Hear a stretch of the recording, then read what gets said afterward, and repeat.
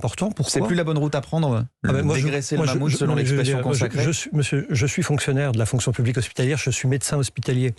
J'ai servi mon pays comme soldat. Les soldats sont des fonctionnaires.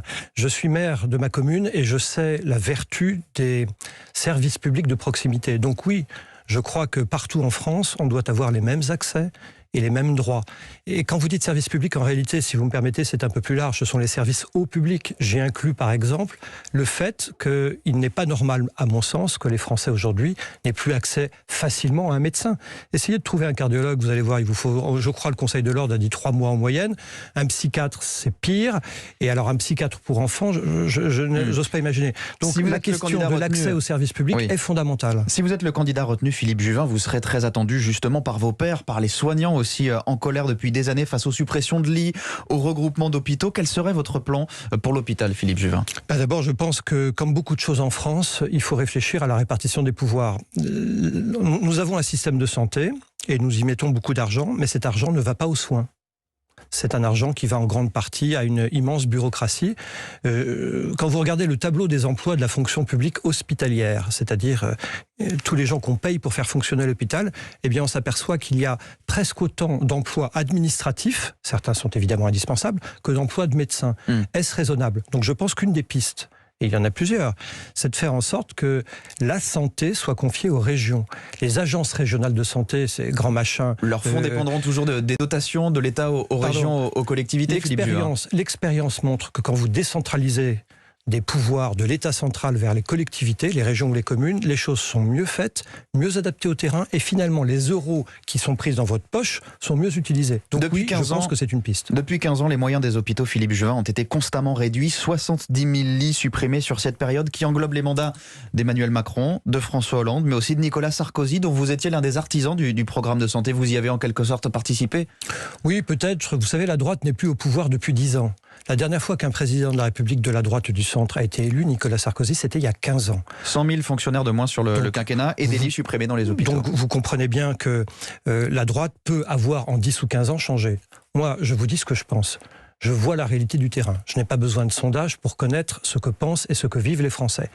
Aujourd'hui, nous avons un système hospitalier qui n'est pas assez dimensionné, mais qui, plus que ça, est un système qui est incapable d'amortir les chocs. On parle de l'épidémie de Covid, qui a été une révélation pour tout le monde, qui a montré que notre système de santé n'était plus le premier système de santé du monde, comme nous le disions auparavant.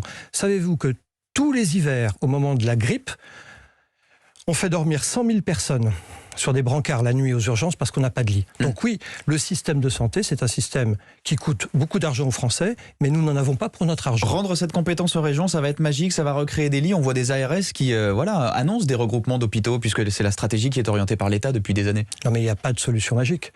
Je vous dis simplement que mon expérience d'élu local en particulier montre que quand vous gérez les choses au plus proche du terrain, elles sont plus adaptées aux nécessités de celui-ci. Et je crois qu'effectivement, dans la santé, le transfert des agences régionales de santé aux régions serait une bonne chose, plus efficace, moins coûteuse.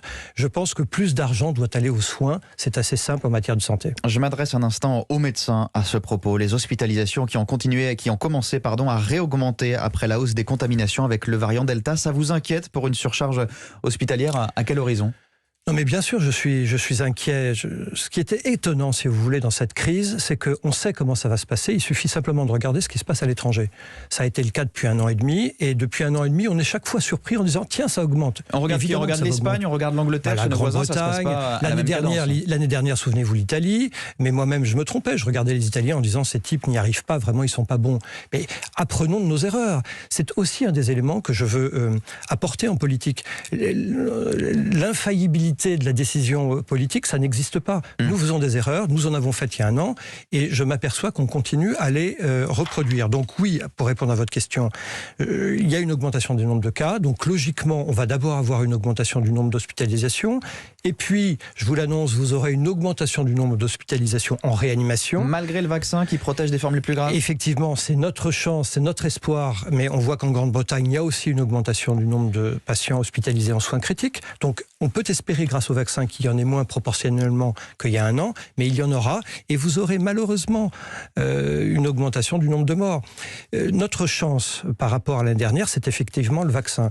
Mais on voit sur, par exemple, des chiffres israéliens relativement récents, qu'on arrive à maintenir le nombre de patients en réanimation, même s'il augmente, mais le nombre de cas augmente considérablement. Quel est l'effet de l'augmentation? Il y a une décorrélation avec le vaccin entre le nombre d'hospitalisations et le nombre de cas dans les hôpitaux qu'on commence à voir aussi aujourd'hui. Il y a une corrélation, mais elle est moins forte qu'on ne la voyait il y a un an. Ma préoccupation, c'est quoi? C'est que quand vous avez, même sans augmentation immense des lits de réanimation, et je pense qu'on n'a pas encore gagné cette bataille, attention, soyons prudents, quand vous avez une augmentation du nombre de cas, eh bien vous êtes exposé à une circulation virale importante et donc l'apparition de nouveaux variants. Ce qui peut être une inquiétant. de mes inquiétudes. Effectivement. Je veux revenir sur votre entrée un peu